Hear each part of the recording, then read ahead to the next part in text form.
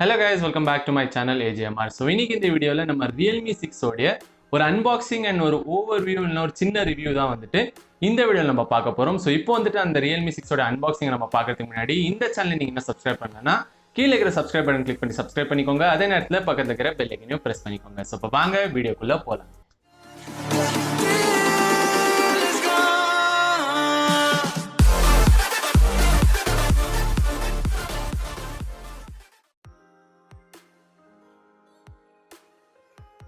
So பின்னாடி பார்த்தீங்கன்னா இங்கே வந்துட்டு இவங்க ப்ரைஸிங் எதுவுமே வந்துட்டு பாக்ஸ் பின்னாடி மென்ஷன் பண்ணலை. ஆனால் ஹைலைட்டான ஸ்பெக்ஸில் நீங்கள் பார்த்தீங்கன்னா அந்த 90 Hz ரிஃப்ரெஷ் ரேட் ஆகட்டும், இல்லை அந்த சைட் மவுண்டட் ஃபிங்கர் பிரிண்ட் இங்கே மென்ஷன் பண்ணியிருக்காங்க. அந்த 30 வாட்க்கான ஃபாஸ்ட் சார்ஜிங்ன்ற மாதிரி இந்த மாதிரி ஹைலைட்டான விஷயங்கள் இங்கே மென்ஷன் பண்ணியிருக்காங்க. ஸோ இப்போ வந்துட்டு நம்ம இந்த ஒரு பாக்ஸை நம்ம அன்பாக்ஸ் பண்ணி உள்ளே வந்துட்டு ஸ்மார்ட் ஃபோனை பார்ப்போம். ஸோ ஓகே,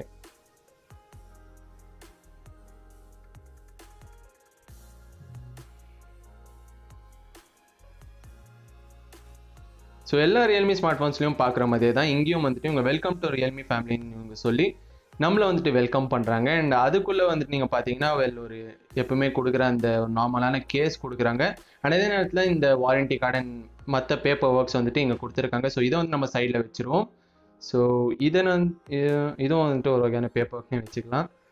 ஸோ இப்போ வந்துட்டு நம்ம இந்த ஒரு ஸ்மார்ட் ஃபோனுடைய கேஸை வந்து நம்ம பார்த்தோம்னா பெஸ்ட்டுன்னு நான் சொல்ல மாட்டேன், ஆனால் இந்த ஒரு ப்ரைஸ் பாயிண்ட்டுக்கு வந்துட்டு ஒரு ஏற்ற கேஸ் தான் வந்துட்டு கொடுத்துருக்காங்க. இன்னும் பெட்டரான குவாலிட்டியான ஒரு கேஸ் கொடுத்துருக்கலாம்.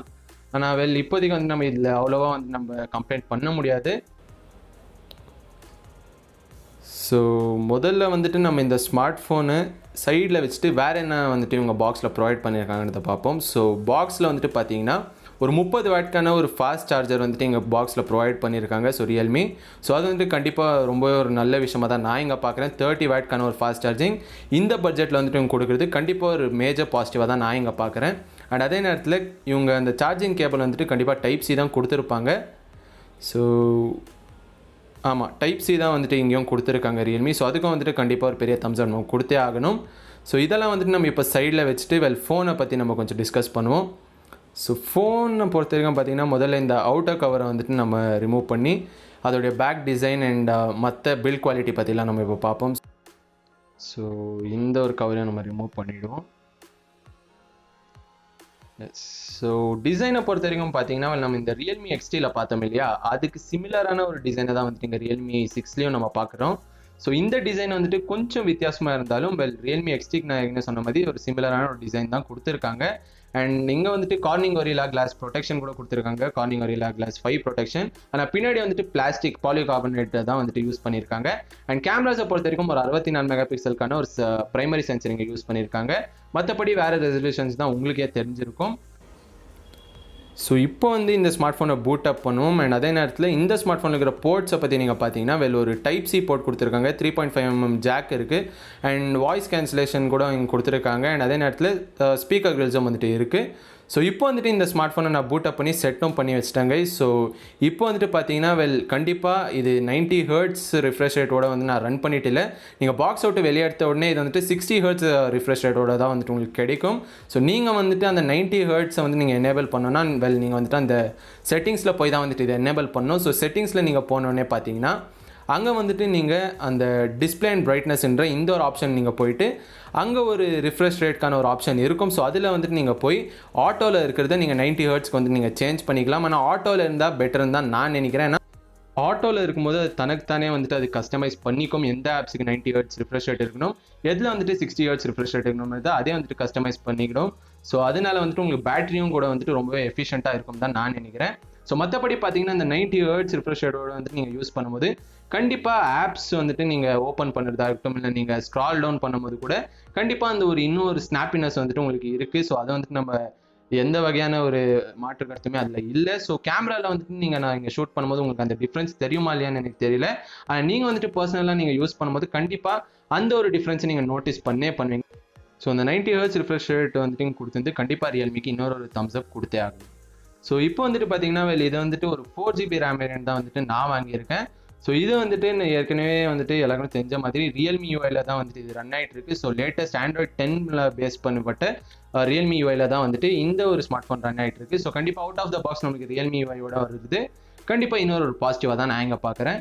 ஸோ மற்றபடி பார்த்தீங்கன்னா வேறு எல்லா ஃபீச்சர்ஸுமே வந்துட்டு நம்ம ரீசெண்டாக பார்த்தா நிறைய ரியல்மி ஃபோன்ஸில் இருக்கிற அதே ஃபீச்சர்ஸ் தான் வந்துட்டு இந்த ஸ்மார்ட் ஃபோன்லையும் கொடுத்துருக்காங்க. ஸோ அந்த எல்லா எக்ஸ்க்ளூசிவான ஃபீச்சர்ஸும் வந்துட்டு இந்த ஸ்மார்ட் ஃபோன்லையும் கொடுத்துருக்காங்க. ஸோ வேறு எந்த ஒரு சேஞ்சஸுமே இந்த ஸ்மார்ட் ஃபோனில் இங்கே பண்ணல. ஸோ அந்த பேட்டரி மேனேஜ்மெண்ட் வந்து எல்லாமே வந்துட்டு நம்ம ரியல்மி எக்ஸ்டி ஆகட்டும் இல்லை 5 ப்ரோவாக இருக்கட்டும் இந்த மாதிரி ஸ்மார்ட் ஃபோன்ஸில் நம்ம பார்த்த வேறு செட்டிங்ஸ் தான் வந்துட்டு இங்கே கொடுத்துருக்காங்க. ஸோ அதில் வந்துட்டு எந்த ஒரு பெரிய மாற்றமும் இங்கே இல்லை.